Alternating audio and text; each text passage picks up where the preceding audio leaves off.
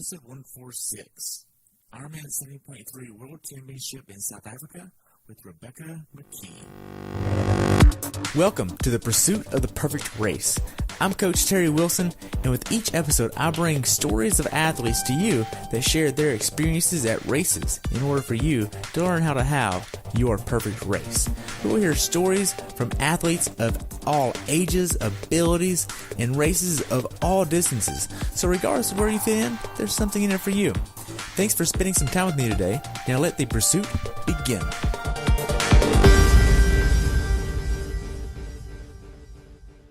Welcome back to the Pursuit of the Perfect Race. Today I'm talking with Rebecca McKee about her recent race at the Ironman World Championship 70.3 down in South Africa. She qualified for this race earlier this year at some race, Calgary, I think? Actually, Whistler in 2017. Okay, you qualified last year in Whistler. All right, didn't know that. So this race was on September 1st. Not really sure of the weather temperature, but we'll get into all that fun stuff. And she's been doing triathlon since 2000. Welcome back to the show, Rebecca. I look forward to diving in about this race. Thanks for having me again. I'm excited. You're welcome. So you qualified for Whistler. What was it like knowing that you were going to South Africa for almost a year? Well, it was pretty exciting. We were pretty excited about the opportunity. And, of course, you know, triathlon takes you all over the world. And I don't think I would have ever gone to South Africa had I not qualified for the World Championship there. So it was really exciting. But I will tell you that this race was logistically complicated and truthfully really a nightmare to put together. It was really hard to get there, really hard to find accommodations. It was just logistically very tough. Really? Okay, so it's tough overall. Well, it was 40 hours of travel over, 51 hours to travel back. So, you know, we were basically coming from and we were basically going to run down the pole. We literally circumnavigated the globe. So we flew from Cambridge to Seattle. That's 3.5 hours. Then we flew from Seattle to Dubai. I think that was a 14-hour flight. We had a 15-hour layover in Dubai, so we spent the night in Dubai. Then we flew from Dubai to Johannesburg. That was another 12 hours. Then we flew from Johannesburg to Port Elizabeth. That was another 2.5 hours. Now we are in Port Elizabeth. We have a 10-hour time zone change. It's just a lot, you know, and then logistically coming back, we went Port Elizabeth to Johannesburg to Dubai. We had a 10-hour layover, then from Dubai to Los Angeles to Seattle, Seattle to Cambridge. I mean, that's a lot of time on airplanes, a lot of energy to get home, and just, it's exhausting. Wow.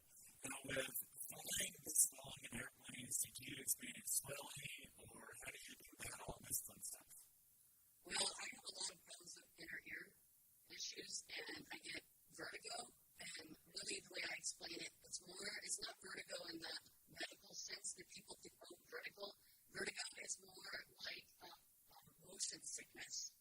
So it's that feeling like I try to explain it to people when you get off the treadmill and you feel like you're still moving, or even when you're drunk and you're laying in bed and you have the spins. That's the feeling that I get. And so it really causes a lot of panic in me. I have a lot of anxiety when it happens to me. And so when you're stuck on an airplane and that's going on, you can't get off your airplane. So I actually take Dramamine, and I do a lot of, like, I'll do neti pot a number of times, even on the flight, to keep my ears and the fluids in my ears from being, swelled up. As for swelling, I think the biggest combative way to deal with that is drinking a lot of fluids. So, I spend a lot of time getting up and down, going to the bathroom, but I try to pump as much fluid through me as I possibly can cope with on those types of flights. But, no matter what, I think you're still going to swell, you're still going to have jet lag, all of those things. So, still dealing with jet lag right now, even. Right. Now, did you bring a sleep mask to make a sleep on the plane? Were you able to sleep on the plane? Well, I have to admit we're a little spoiled. We cashed in airline miles and we flew business class, so we had beds. We had seats that reclined all the way to a bed position, and it's a lot easier to fly on an airplane for those times and distances when you have a nice little cushy bed with a blanket. And I don't know how much I necessarily slept, but I was able to lay down rather than being in that seated position. I was able to keep my feet above my head a little bit, by putting a pillow under my feet and keeping circulation moving around. So that's the answer for that one. So, what was the goal going into this race? For hope to not sounding cocky, I absolutely went to this venue looking to hit the podium. Nice. Well, you obviously accomplished that goal. Yeah, I was pretty stoked about it. I mean, I think you always secretly in your heart hope to come across that finish line in first place, but when you're at an international event, you never know who the players are necessarily, or who's going to come out of the woodwork, or who's going to have a really good day. And, I was 30 seconds out of third, and it hurt a little bit because she passed me at mile 12. But I was really over the moon to finish fourth and be on the podium solid. It was really it's my first world championship podium finish, and I cried. It was pretty exciting. Wow. So, what did you do that helped you have a good day in that way to get to your goal? Well, I'll tell you one of the things that I did do that wasn't helpful, and that was I went on a bunch of safaris, and I walked cheetahs, and I was all over South Africa, and honestly, as phenomenal as everything turned out, and I'm really excited that things did turn out as well as they did, I'm kind of surprised because my head wasn't in the game. Once we got there, I was so excited about being on safari and seeing elephants and giraffes and oh my gosh, walking cheetahs and cutting cheetahs. And I honestly came to a point where I didn't even want to race. Like the Thursday before the race, I considered just not racing. Like I was so excited about being there and all the things that I wanted to keep doing. I don't know how to explain it. It wasn't a good thing. My coach was like, "You're really overly busy. You're really doing a lot of things that aren't really related to the race, Becky." And I was like, "Well, we got to walk cheetahs." So, as far as what I did that really was helpful, after that conversation and after kind of taking a step back and realizing, hey, I'm here to race, I put my head on pretty tight on Thursday and kind of got my act together and got in the water and did things that I was putting off. And, but I'm not going to call it sabotage, but I am going to say that maybe I would have had a better day had I had come into the race the way I come into other races, but I don't regret it. Maybe I'd be saying something different if I didn't hit the podium, but I don't regret seeing elephants and seeing cheetahs and experiencing South Africa on the level that we did, and I would do it again. So, wow. So, just to kind of get the conversation going a little bit, we talked about your race at Calgary. What was your training like between Calgary and this race? What was all that stuff? Not much different because, as you recall, maybe for Calgary, my big race this year is Kona, and so it was a lot of heavy load for Kona. We did another heavy training block the week before I headed to South Africa, knowing that I wasn't going to be able to ride and do really consistent training in South Africa, plus with all the travel, time zone change. So, yeah, I had a really big bike ride. I think it was a 4-hour ride. I had a pretty long run. I think it was maybe a 12 or 14-mile run the weekend before we left, and we left on a Tuesday. So, 3,000-yard, 3,800-yard swims, heavy training. Okay. Now, I know flying with a disc sometimes can be a little bit of a headache. Did you have any issues getting your zips down there? I didn't. I have a Cyclone case that has the inset wheels, and I only took race wheels with me. Okay, so you didn't bring any extras? No. All right, now, the water down there was really cold. It was like super cold. It was like 62, 63? It was 9 degrees, and actually there was one point that it was 55 degrees. Oh my gosh. So yeah. Did you have a beanie for this? Booties? What did you have to help prepare you to say one? I regretted not bringing my booties the whole week before the race, but something really strange happened on race day, and no one's really been able to tell me why, but a lot of people experienced it, so I know it wasn't in my head. I did wear double cap. I wore a big. Okay, you said something you experienced. Yeah, I'll talk about that in a second. So there was something really strange that happened in the water, and I'll talk about that in a second. But to answer your questions, I did not wear booties. And I did wear a double cap. I had a thick cap, and then I wore the race cap over that, and I'm really glad I did it. It really made a difference because the day that I swam with one cap, I really noticed. But the strangest thing, and I don't understand it, and, maybe I need to find an expert, but I know that it happened, and I know other women that I talked to also experienced it, so it wasn't in my head. Basically, we got to the 400-meter buoy, and the water temperature got warmer, I would say almost by 10 degrees. It was so significant that I actually thought, first off, that maybe somebody dumped something in the water near me, or that I was like, maybe there's a freshwater spring, like nothing, it didn't make sense at all. But about 400 meters out, the water temperature changed, and for me, that made a monster difference. And then coming back in, about 400 meters from the finish, that water changed again, and it got so cold. And literally, in that last 400 meters, I couldn't feel my hands. I couldn't feel my feet again. It was really strange. So I think we kind of got lucky with some kind of warm water inversion off the shore that made a difference for me, at least, in how I felt in the water. I felt really good for the majority of the swim. I was not cold, and I think that was a significant advantage for me, personally. Wow. So knowing that this is a big priority race for you, right up next to Kona, and you want to do really well here, but the main focus is still at Kona, how did you prepare for this with your confidence? Did you want to go in here and say, I want to do these workouts so that way I can have the confidence to get on the podium here? Or did you want to go in this and say, I just want to go in here and have a smart race and not really do too much because the main priority is at Kona? How did you navigate this little bit of tactical area? I absolutely went to South Africa with the intent to be on the podium. I wanted to the podium at the... And you know what? I think if you ask most of the girls that race the way I race, they're all going to say that. Like, I think we all went there with that purpose. And so, but like I said, I didn't get in the training that I should have gotten in to prepare me for the race because I was off playing. And I do think that put me a little flat on the bike. Like, my bike numbers weren't where they normally are. And honestly, they were as flat as they have been in 2 years. I didn't hit my target watts, and I kind of look back and I'm like, maybe that's because I didn't ride my bike for 10 days. And, or maybe it wasn't. Who knows? I mean, it's just speculation. I know myself really well, and I know that I'm pretty capable of hitting those numbers. So,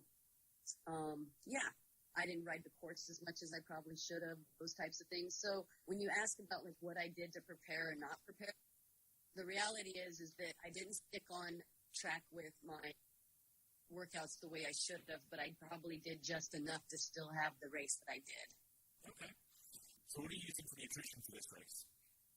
I pretty much stuck with what I normally stick with. I used the Gatorade Endurance that they have on the course in the U.S., and then I stuck with my GOO shoes and my GOO gels, and that's about it. And you might recall, I'm kind of a camel, and I don't need a whole lot of anything when it comes to the half Ironman distance or even the full. So I don't take in a whole lot. Okay. So as far as the check-in process and the village at this race, what was the atmosphere like? It was amazing. I'm so impressed with this venue and how they did things and the people there and how easy it was and how, I've been at races where the volunteers kind of treat you, like you're a problem and we're all anxious. And I think especially the higher the expectation you have on yourself during the race, the more anxious you are when you're checking in and trying to find information. And there were people around me that were very, very anxious, and the volunteers were really patient. But also something that was phenomenal was they had a biometrics requirement for this event. We had to actually do a biometrics requirement. Every athlete had to bring their passport or an ID. You were fingerprinted. You had a photo taken of you, and your passport and ID were associated to your fingerprints and your photo. And what this did was it made it amazing to check in. When you checked in, you used your fingerprint. It proved who you were, so nobody else could get your bib or anything like that could go on. Anytime you were someplace on the course and they had your bib number, they could pull a photo of you up. And then also, so for all of their media, their TV coverage, anytime they had your name, or anytime they had your number, they instantly had your name and your photo. And then also at checkout, which, oh my God, I hope they do this in Kona. At checkout, they literally put your bib number in, they see a picture of you, and you walk right out. In Kona, we spend hours waiting to check out because they have to check a list, check your bib number, check your photos, it takes, and this is after you've done an Ironman, right? So, in a lot of venues, you spend a lot of time waiting to get your gear out. These guys, it was phenomenal. I really did not want to have my biometrics on file. I was like, I'm not giving you my fingerprints, those types of things. And it was pretty much a requirement. You weren't going to race if you didn't do it. And after doing it, yeah. And then, of course, on the award ceremony, they had all of this stuff, too. So, like, when you came up on stage, they put your picture up and your stats, and it was really neat. I was really impressed with the village. I was really impressed with the expo, the people, the check-in process. 2 thumbs up. Wow. Now, as far as your lodging goes, did you get an Airbnb or just a hotel? What's that look like? Well, we had one hotel, then we did some research on it and realized it was a little too shady for us. And a friend of ours stayed there, and it really was kind of not the right place for us. So we were really glad that we did change, and we ended up in a Marriott Protea off the main boardwalk area, main course area. In fact, the run course ran and the bike course went right in front of our hotel. It was really nice and easy and convenient, and I'm glad we did it. Wow. Did you have the rental car too? Yeah, we did. So how is the process of getting a rental car down in South Africa? Pretty easy? What's that like? Well, it's very easy if you do it online before you get there, and you have to have insurance. Like when you're an international traveler, they require you to prove you have insurance when you get there. So we added on the insurance when we rented the car, and that was super easy too. We just walked in, showed them our paperwork, and walked out. Now, they drive on the other side of the road there. Right. Now, how was that? That was entertaining. I've done it many times, and so for me, it's kind of fun, but it's also stressful when you turn into the wrong lane, and then, in your mind, you're like, I'm in the wrong lane, and you freak out, or, you turn into the wrong lane in their country, and you have cars coming at you, and everybody in the car is like, you're in the wrong lane! And I think the funniest thing is the turn signal, because you probably turn the windshield wipers on 5 million times, because it's not the turn signal, it's the windshield wipers, so. Wow. Well, that's pretty cool. As far as the gear that you bought at the expo, did you buy a lot of gear? Hey, everybody. I just want to say thank you for listening to the podcast, and I just want to let you know that I've enjoyed having so many people on this show, and I couldn't really do it without your support. Thank you so much for tuning in, listening, and being a part of what I'm doing. If you would, take a few moments to leave me a review over on iTunes. It would help me out tremendously, and enjoy the show. As far as the gear that you bought at the expo, did you buy a lot of gear? You know what? I actually bought a pair of tights from a company called Rend, R-Y-D. They're out of Italy, and it was a pair of tights with cupcakes, donuts, and coffee on them, and I just had to have them. So, very fun. And then a company called Grumpy Monkey. They were selling these really fun fluorescent, Tyco socks that had grumpy monkeys on them, and I was like, I have to have those. And then I think the most exciting thing for me at the expo was that I got to meet up with one of my main sponsors, Squirt Lube. They're actually out of South Africa in Port Elizabeth. Really? So it was super exciting to meet up with Alexia and the group there from Squirt Lube, and of course they spoiled me rotten and gave me some swag, and I just really love being able to meet them in person, maybe something that'll never happen again. And they're just really amazing and supportive of me. They put me on the poster in the booth, and I just felt like a little bit of a rock star. So that was pretty exciting. Wow. So after you get everything kicked in the day before the race, you check your bike in the day before the race and all this fun stuff. How was your nervousness or excitement going in to check your bike? Because these racks aren't like normal racks. These are more like racks that you find down at the school where you just kind of slide your bike in there. It's kind of a little bit different. They're actually the same racks that they use in Kona. Okay. And I've seen these racks at a number of venues. They use them at the half Ironman in Hawaii as well. And I think the biggest thing for me was I was surprised at how many bikes were missing. Really? Like a lot of women didn't show up to the venue, kind of thing. And besides that, I wasn't very nervous. I mean, honestly, I feel there's a sense of relief after you get your gear checked in. You're like, okay, let's get this done. Let's get this going. So I didn't have a lot of anxiety checking in gear. And they made it really easy. They really laid things out well. Okay. Now, how was parking for this venue? Was it pretty easy? Was there hard? What was that? It was down the entire area, and all of the roads that the bike course was on and all of the roads that the run course were on. So you kind of had to go up and around, and then you had parking away from parking. And I don't really want to say anything negative about South Africa or Port Elizabeth. There's some shady people, and there were people that were like trying to make you pay for parking that weren't doing anything. You know what I mean? Like, basically you would park on the street and somebody come up and be like, give me 100 rand to watch your car. And you're like, what, if I don't give you 100 rand, are you going to do something to my car? Those kind of things. That was a lot of people were talking about that kind of stuff. Like people were, 50 rand to watch your car if you want to park here. But it's public parking, and you're kind of like, somebody can come back and have no wheels on my car. For us, we were at the hotel, and they had a phenomenal shuttle system going the morning of the race, and we didn't have to park anywhere. We just jumped on a shuttle and went to the venue, and the finish line was literally within walking distance of our hotel, so we were really lucky. Wow. Now, as far as your pre-race day nutrition plan, what does this look like for you? Same thing for me as always, half hour before the swim, I do a gel, and then when I get out of the water, I try to take another gel if my brain's working. And once on the bike, I'm taking in fluids every 15 minutes. I'm just kind of sipping, drinking my fluid. And every 30 minutes, I'm taking in chews. And if I feel like I'm starting to kind of a little hungry, or if I feel like I'm needing something more, I'll add a gel, but typically I don't. And then off the bike, I take a gel right out of transition. And then I pretty much take a gel every 3 miles to 4 miles, depending on how I'm feeling. And this venue, I actually took a little bit more on the run. I had a lot of cola at the aid stations, Red Bull at the aid stations. They had I really like the stuff that they use in other countries. This product called isotonic or onic or something like that. And it was kind of like their Gatorade on the course. And I really loved it. It was really good. I thought it, so I probably took in a lot more of that than I expected just because I liked it. Okay. Now, the day before the race, were you trying to hit a certain meals or anything like that?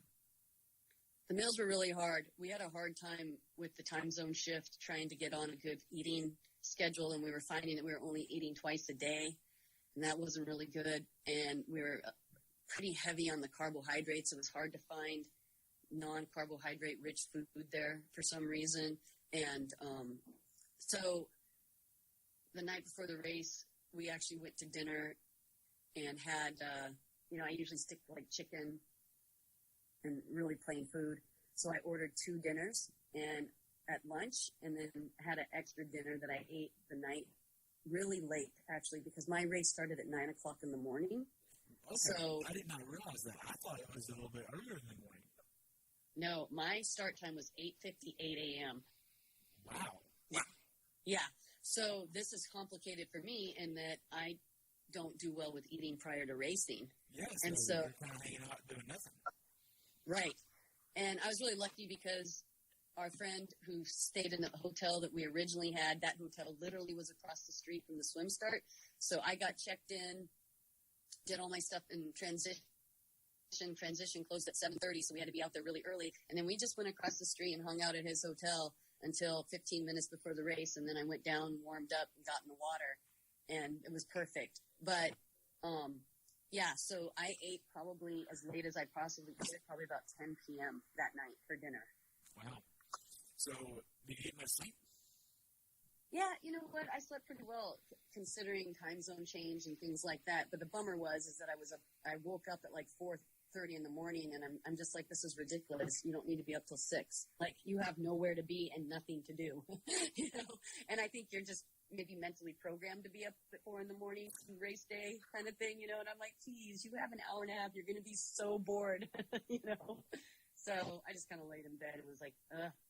Wow. As far as the language barrier, was the language Afrikaans and English pretty well? What was this like? Everybody spoke English. Honestly, we had an easier time there than we've had in Italy and France. Everybody spoke English. We ran into no one that did not speak English. Everyone there spoke English.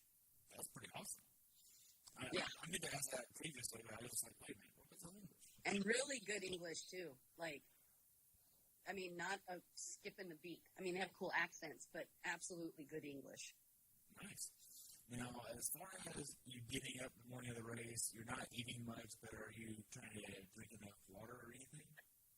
Yeah, I'm going to move here. I actually put in a lot more fluids than I normally do, just simply because I knew it was going to be a lot longer day out there, and I was a little bit worried about having, you know, the right nutrition for a 9 a.m. start. So I did take in a lot more fluids than I normally do. Okay. So whenever you actually get the transition, you're still using your Diamond bike, your Court Power Mover, and your ISM saddle, all that fun stuff. Did you have any changes in gear between Calgary and now? Yeah, we geared for a hillier course, and I'm really glad because the course was significantly hillier than I think that the athlete guide really let on, and the hills were a little bit steeper as well than I think the elevation guide laid out. And then finally, the weather was a little schizophrenic over there. It was really, really cold, really, really miserable, so windy that you could barely cope, and then it would be beautiful the next day. So we had a lot of anxiety, all of us, about what was really going to come weather-wise, and it was really windy. And so we had a lot of headwind and a lot of crosswind, which the way I gear for those types of events is like it's a hill. So I geared well. And when I say that, I mean my husband, because he's the one that does everything for me. But yeah, so we definitely changed bike setup. So you get out of the transition, you get everything ready. Are you still using 90 PSI just like you did in Canada? Am I still using what? Are you still using 90 PSI like you did in Calgary?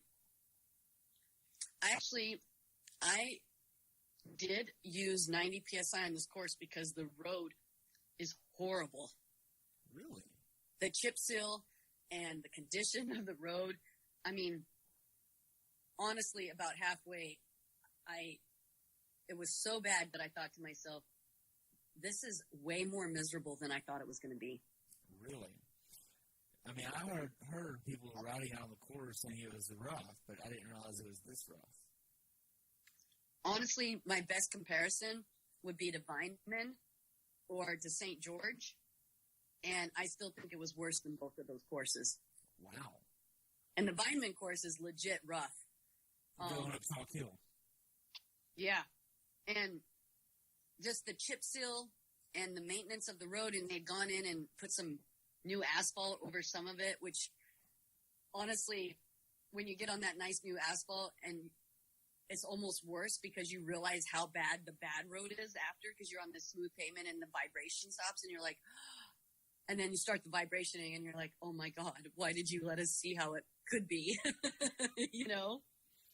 Well, I guess that's part of being the part of the championship here. You get to see everybody's best. Maybe. I think that I talked to a number of people, and this happened to me as well, where like my power data fell off the back half. And I've talked to a lot of people that have said that their data did the same thing, like their back, you know, the back half of the course coming into the finish, they weren't able to hold their same power. And I've talked to a number of people that have done Ironman there as well and have had the same phenomena happen. And the consensus, and I kind of agree, and I don't have any proof of it, obviously. I'd have to do some more research. I think that constant vibration and rattling, it just kind of wears you down. It wears your muscles down, and you kind of just get this overall body fatigue from being rattled. So, I mean, it was a pretty rough course. Wow. Now, to go ahead and get the race started, we get to the swim, you do a warm-up swim, and then you get ready to go off at 8:58. The gun goes off. How does the swim go for you? You mentioned the water was 400 meters out, but was it rough for you and where you were at? I think we got kind of lucky because the wind was picking up as the day went on. The wind was picking up. We had a lot of wind coming up. It was a offshore wind, so the wind was blowing into the water. But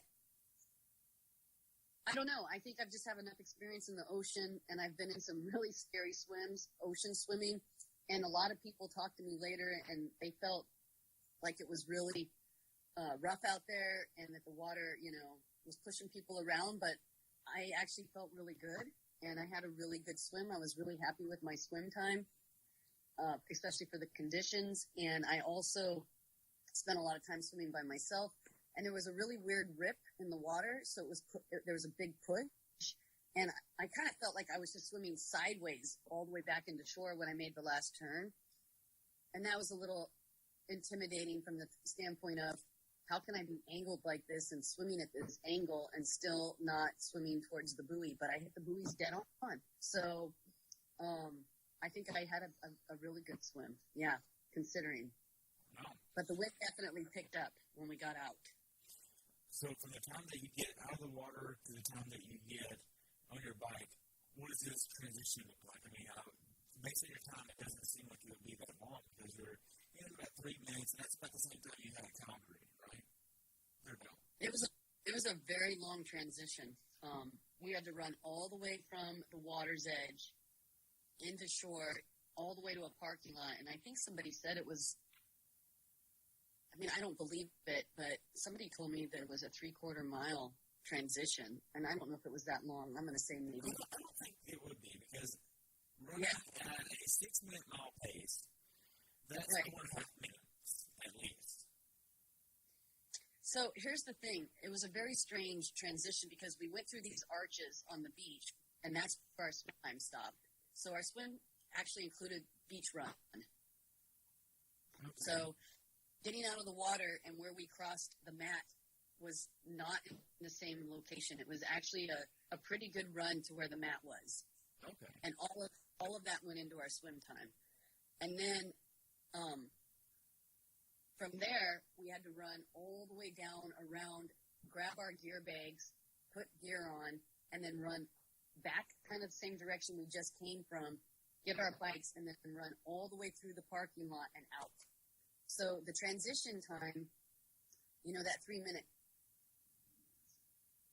I think, I don't know. I mean, it was a good 1/4 mile, at least, probably, with where the mat was for the swim. Right. So, yeah. Did that answer the question? It was. Yes. I thought the transition was set up really well, though. Okay.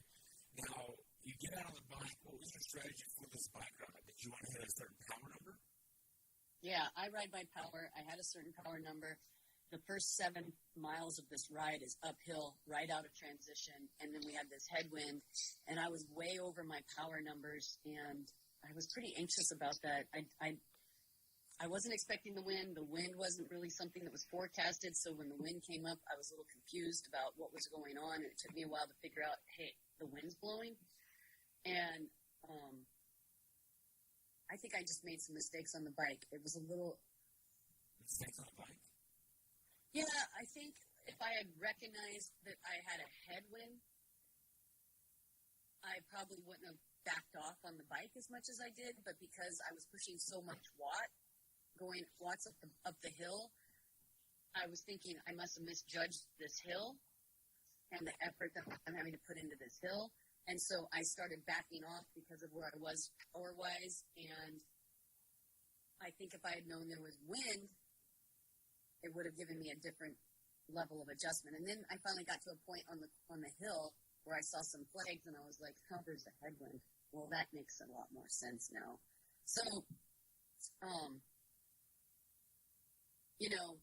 I definitely have power numbers, and like I said, I came up short on those numbers, and I definitely have to go back and do a lot more analyzing of the course to find out where those decreases happened. But there's some really steep, long downhills. The course is not technical. I knew where I was going to push a little bit harder.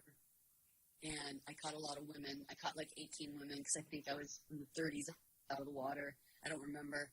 And, I caught like 18 women in the first hour on the bike. So, I was doing what I needed to be doing. I probably just need to be going a little bit faster. Right. So, taking away from this would be knowing heel power or RPE versus having a heel and wind power RPE. So, knowing the difference there because they're not the same. Right. They're not. And also, even though we were acclimated to the weather and we were probably on the time zone for the most part. This race started at 11 p.m. for me, Alaska time. We're talking about racing at 3 o'clock in the morning here. So, even though I felt like we had shifted time zone-wise, it's still, your body's trying to perform at a time that... It's always open. Right, exactly. So, I knew I had a little bit of a uphill battle with that, too. Right. Now, the aid stations on the bike corners, how were they? Really good. I think the aid stations were laid out fantastic. I think they did a great job with what they were handing out. And the volunteers were fantastic. They did a really good job. I only hit one aid station on the bike, and I went right in, got my water. It was super easy. Those folks were old pros. They did a great job. Wow. That's good that they're actually trained well. Did you see a lot of flats on the bike course? I did not. I did not see a lot of flats. I did not see a lot of people with technical issues. I saw some strange bikes. I was kind of confused. There was like a gal out there on a mountain bike, and she kind of did some things that weren't very safe, and some people were really letting her have it when I came by her. And I couldn't really figure out what was going on, but I think she was just riding in the wrong spot, and she was on this mountain bike, and I was going 37 miles an hour when I came around these people, so maybe she had pulled out in front of somebody, but I went way wide because I was like, I don't know what's going on there, but I'm staying away from it. So, that was kind of odd, but besides that, I didn't see much of anything out there. I did hear, and I did not witness this, but I did hear that there were people that stopped their bikes and got off their bikes because there were monkeys, and they were really super excited about seeing the monkeys. Oh my gosh. That created a traffic jam, I guess, but I didn't see it, so I don't know if it really happened. Wow. So I don't have any experience in this course, and you're the first person I'm interviewing for this race. Is this an urban environment? Is this out in rural countryside? Is this by some woods, it sounds like? What is this? Give me some pictures and descriptions of what the course looks like. So the race starts, obviously near the beach, and you ride up into some pretty urban area and, probably where the majority of the housing is in this city. And then we kind of went by this little shanty town, which, it kind of makes you I felt a little bit like, we're all out here riding these bikes and living this lifestyle. And there's this little, town of people that probably need a lot, and reflected a little bit when I was going by that, and just appreciated my life and, the things that we take for granted, really.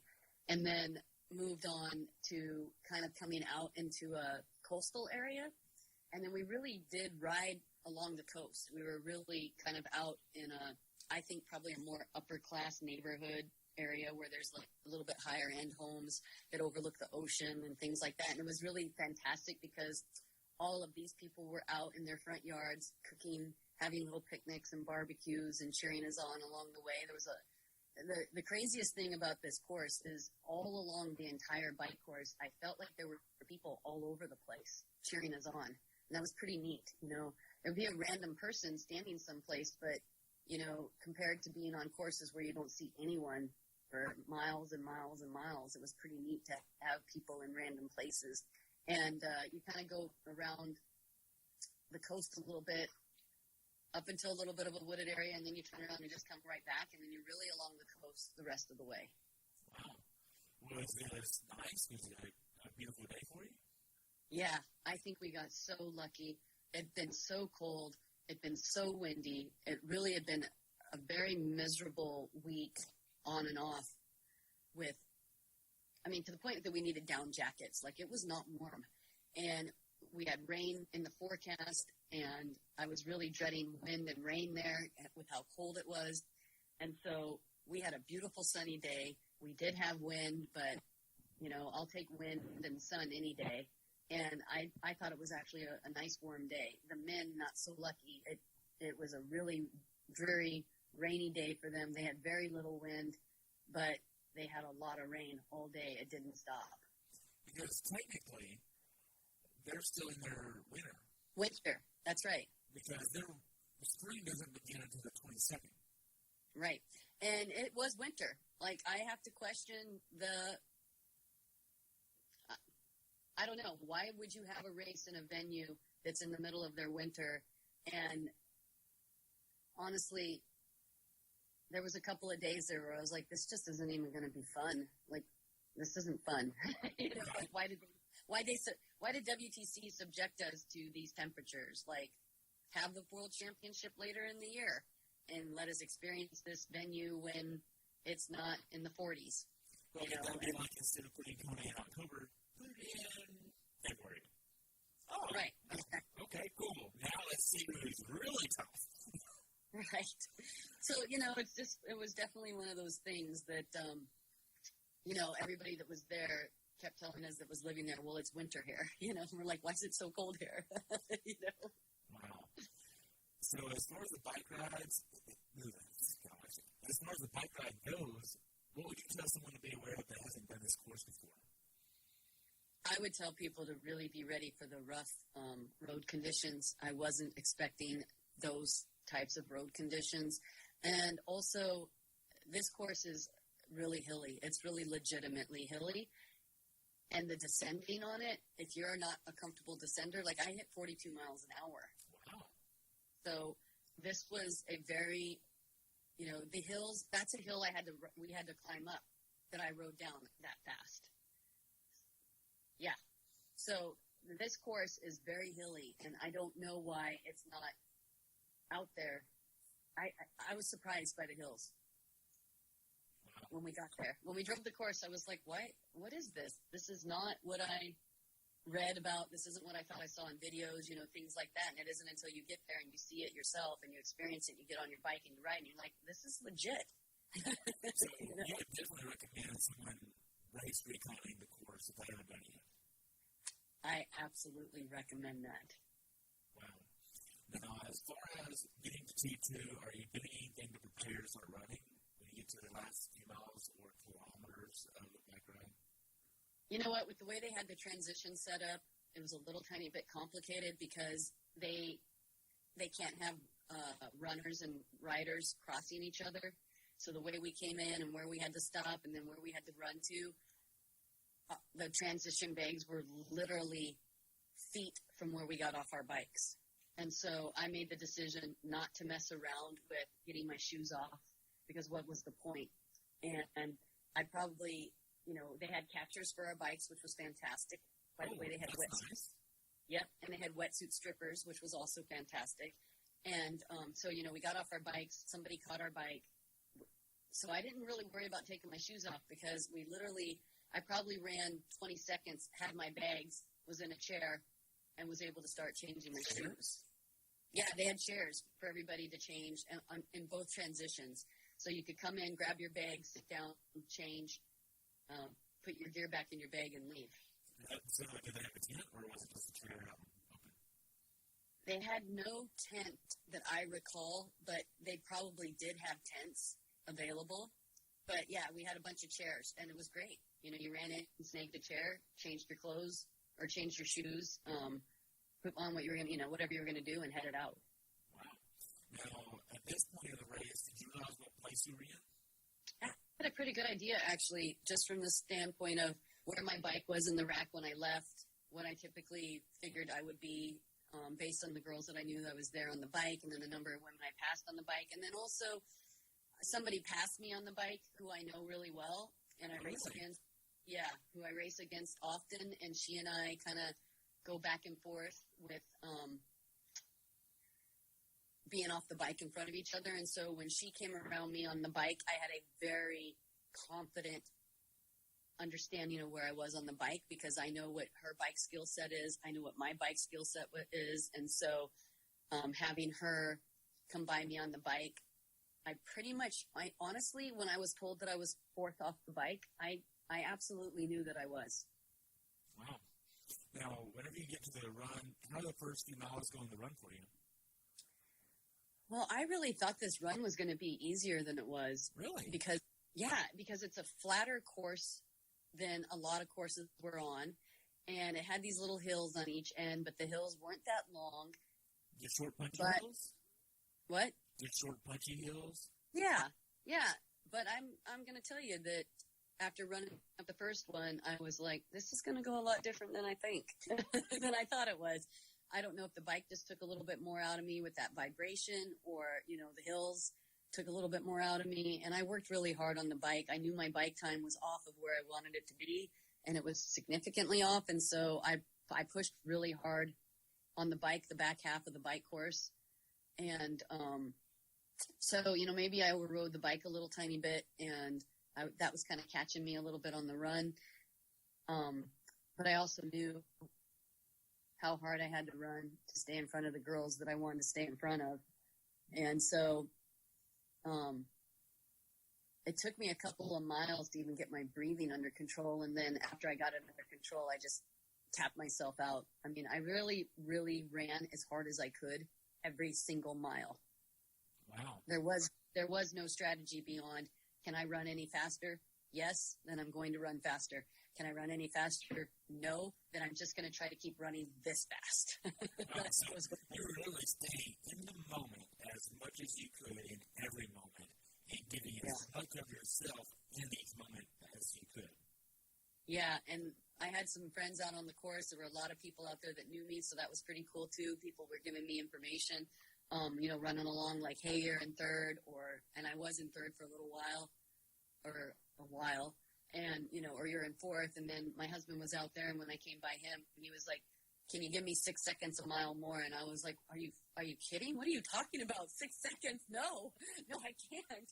But I still tried. And something that happened that I didn't understand and that I don't know and that I need to go do some research on is there's a rule change in that if you are wearing a kit that goes up over your shoulders and has a zipper, you cannot unzip that kit below your sternum. But what I didn't know and what's changed is, like, I always unzip my top and take my top off, and I have a jog bra on. And there's no rules against jog bras.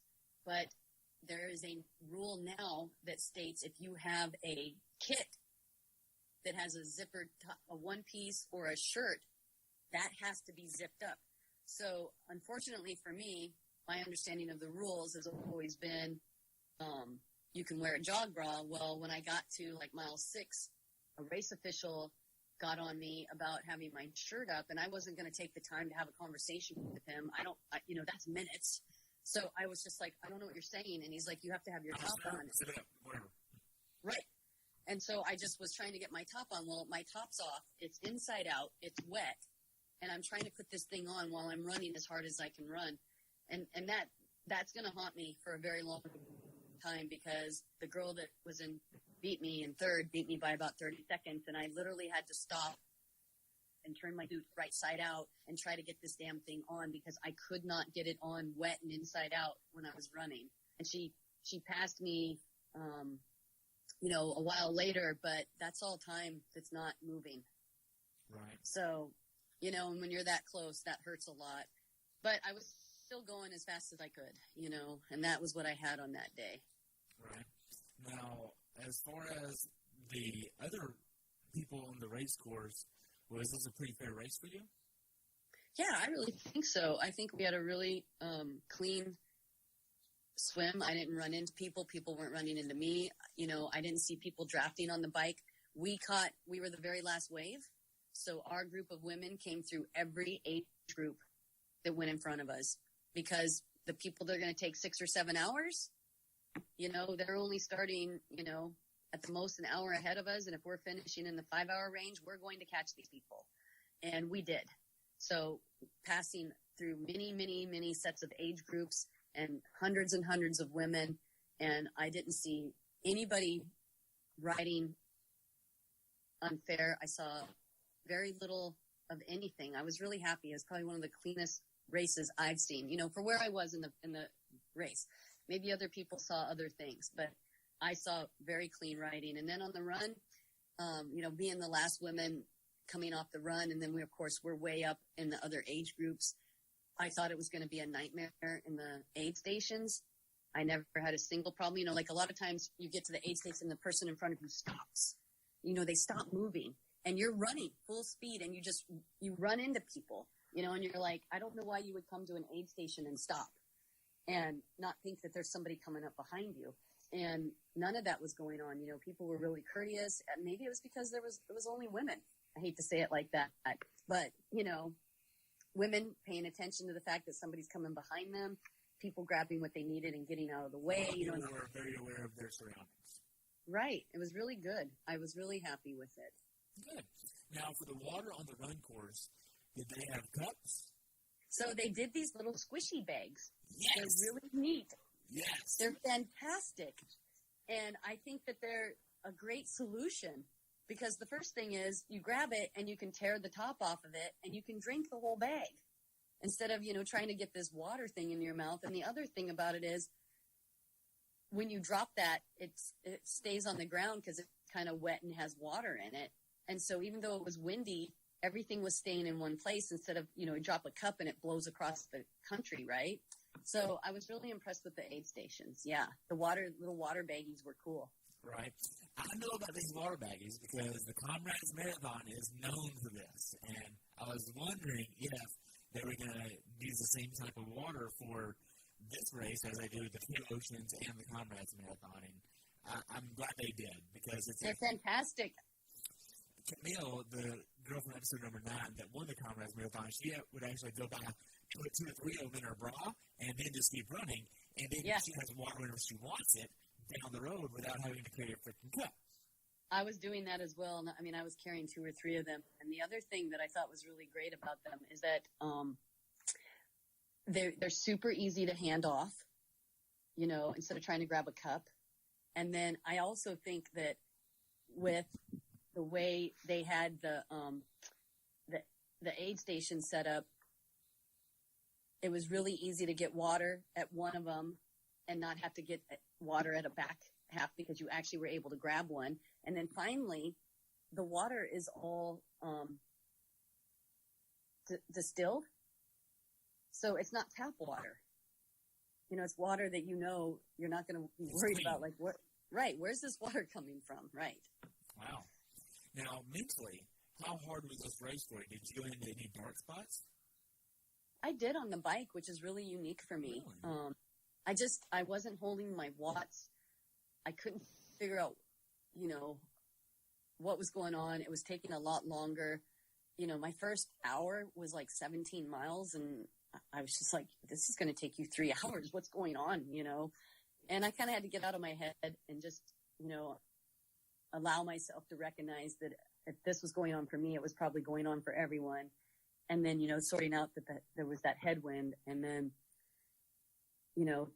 kind of getting over that I probably made some mistakes, not recognizing that it was wind.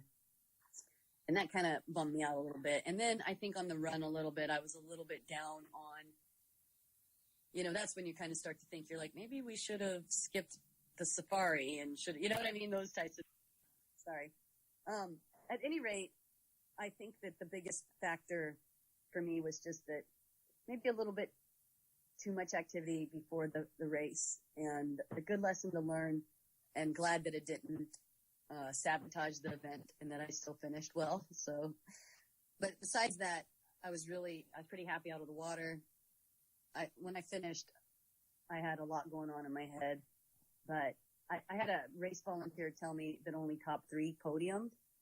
And so I was really, really heartbroken at the finish line that 4th wasn't a podium finish. And then, my girlfriend that finished in 5th, I told her, and then that kind of, she was bummed. And then other age group women were getting a hold of me, and they were like, what are you talking about? And I'm like, I can't prove it. All I'm telling you is that somebody told me only top 3 podium here. And so I spent a big amount of time in this, I want to say drama that didn't need to be going on, because if WTC had just published it somewhere, it was not published. And so at the normal 70.3 in Africa, it's only 3 deep. And at most races in other countries, it's only 3 deep. And so it made sense to me that maybe it was only 3 deep. And so that was kind of a little bit of a downer at the finish line. And it was really strange. The volunteer was being really nice, but, asked me how I finished. And I told her 4th, and she was like, oh, just off the podium. And I was like, what? It's not top 5 here? Right. Wow. So it sounds like there were a few emotional times during this race.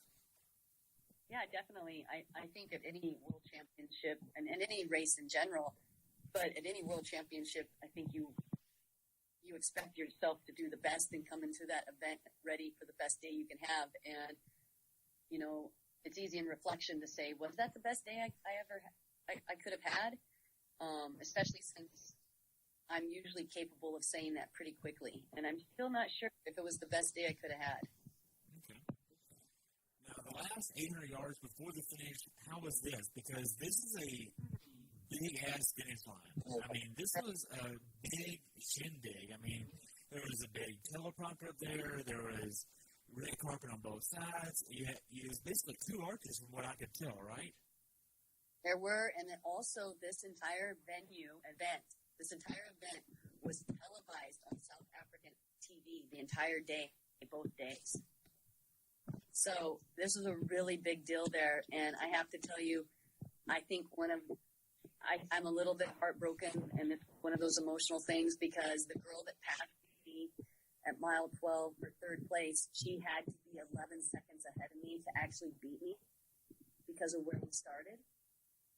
And so even though she was ahead of me, she had to be more than 11 seconds. So I was really, really suffering and working so hard to try to keep that 11-second, keep her within 11 seconds. And when I came around the corner to the finish, the feedback that I got led me to believe that I might have still been within that 11 seconds. And so all these people are so excited at the finish, and they're getting flags out, and they're high-fiving people, and I'm like racing to the damn second of the line. And I'm trying to run through people, and I don't have anything left, and I'm just trying to go as hard as I can, and I cross the finish line, and my blood pressure drops, and I'm not coherent, and,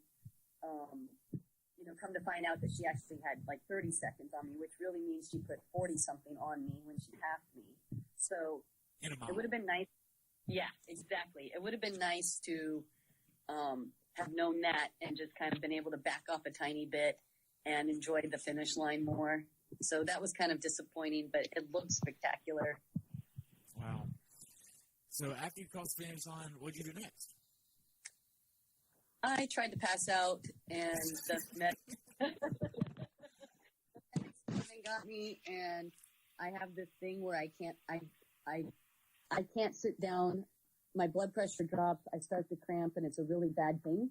And so the medics always want to take you to the med tent. They always want to get you to sit down. And I kept telling these people, I can't sit down. Please help me keep walking. I just need to keep walking. And it's something that I can do at every venue. And they kept asking me, is this normal? And I kept telling them, this is really normal. But if you put me in a chair or you take me to the med tent, I am going to pass out. This is going to be the end of me for hours. I just need to keep walking. And then some of my friends showed up, and they could see the medics. And the medics, were kind of trying to get me to sit down to take my chip off. And my friends were like, no, she's not allowed to sit down. And so they were really helpful.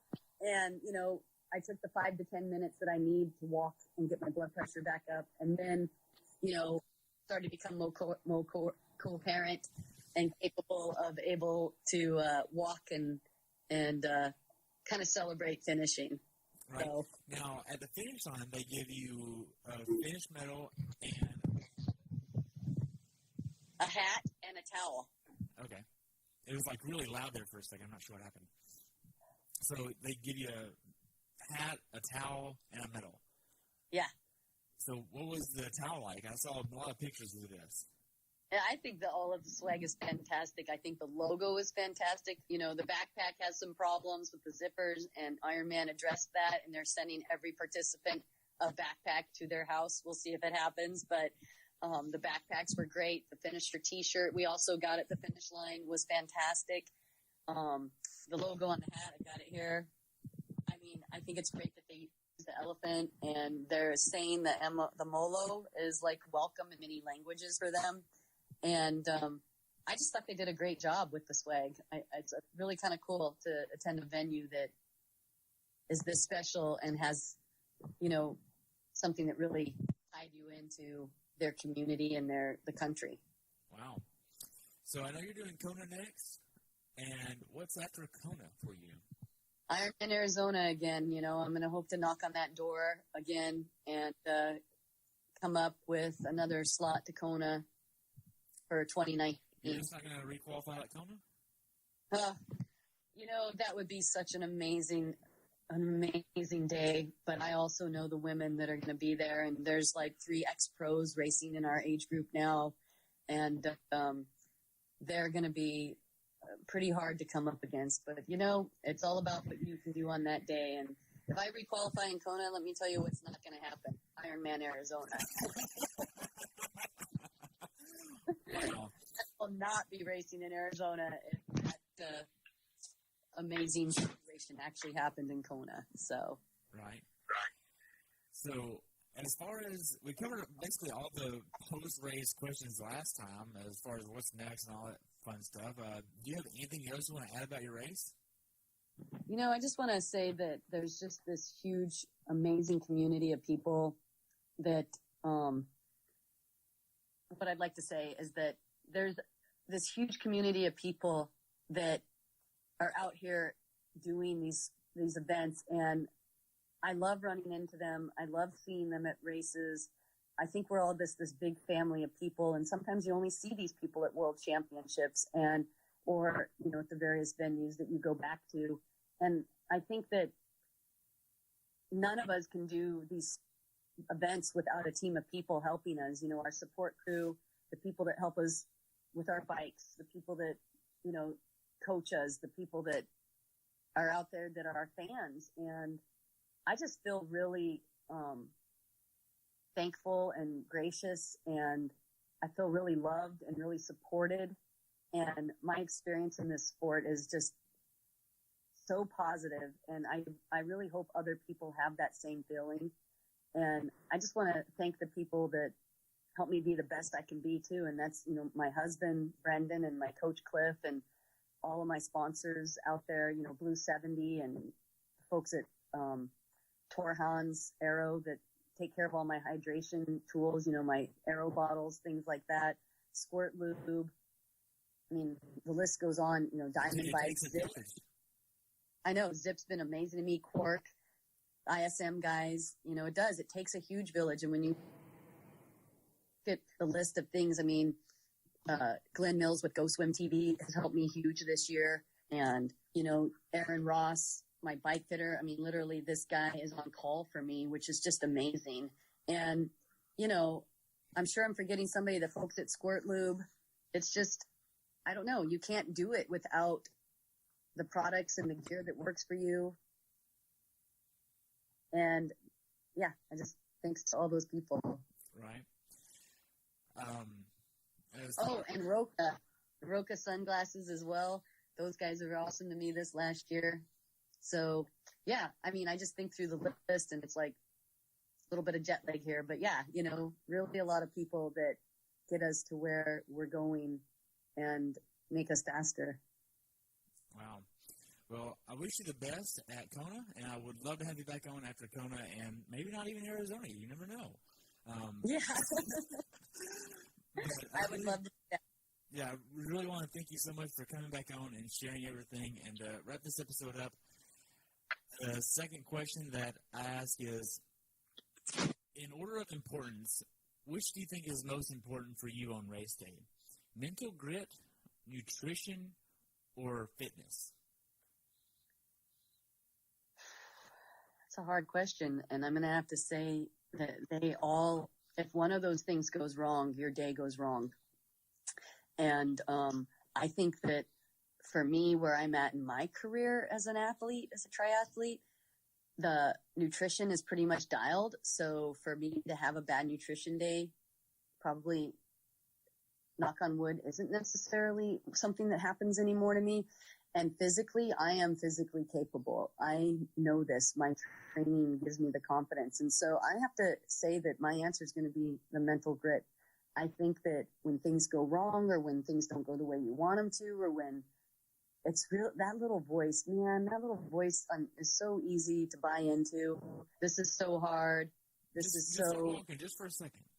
Right. If you just walk this one aid station, she's walking, you're pushing too hard on the bike. You're not going to be able to finish. I mean, those little freaking voices. I mean, I've been known, and people have told me stories about, I ran by you and you were like, just shut up. And I'm like, what? Did I say that out loud? And I'm not talking to anybody but myself. I'm telling that little voice, I've had enough. I don't want to listen to you anymore. But man, she's loud. She's really loud when she's unhappy. So. Wow. I mean, and that's one of the things that I'm going to be talking about in the first ebook I am writing is the balance between nutrition, fitness, and the mental side of things. Because I've had athletes on here like Rachel McBride. She has the mental grit of it, where other people like Missy Norcross puts on a lot of stock into the nutrition. And then other athletes put a lot of stock into nailing the workouts. So there's this balance of, well, which one's more important and why? Right. And when one goes wrong, all of a sudden that one's the more important one, right? At that point in time. Right. And so for me, I think it's always having confidence and telling myself that I'm ready for this.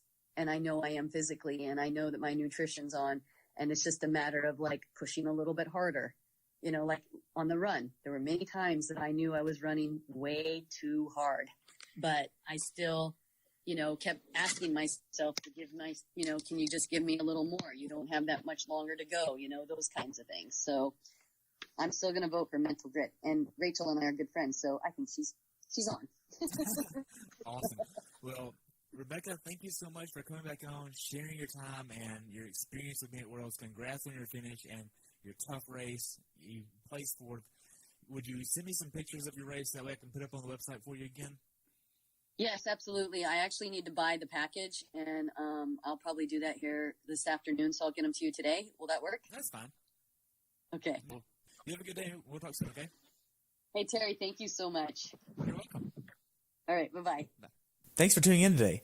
I hope you were able to learn something from today's episode. If you enjoyed the show, please take a minute to leave a review on iTunes or share it with a friend. Be sure to subscribe so you never miss an episode. If you'd like to see pictures from this athlete's race, learn more about who I am, what I'm doing, or be on the show yourself to share your story, check out my website at CoachTerryWilson.com.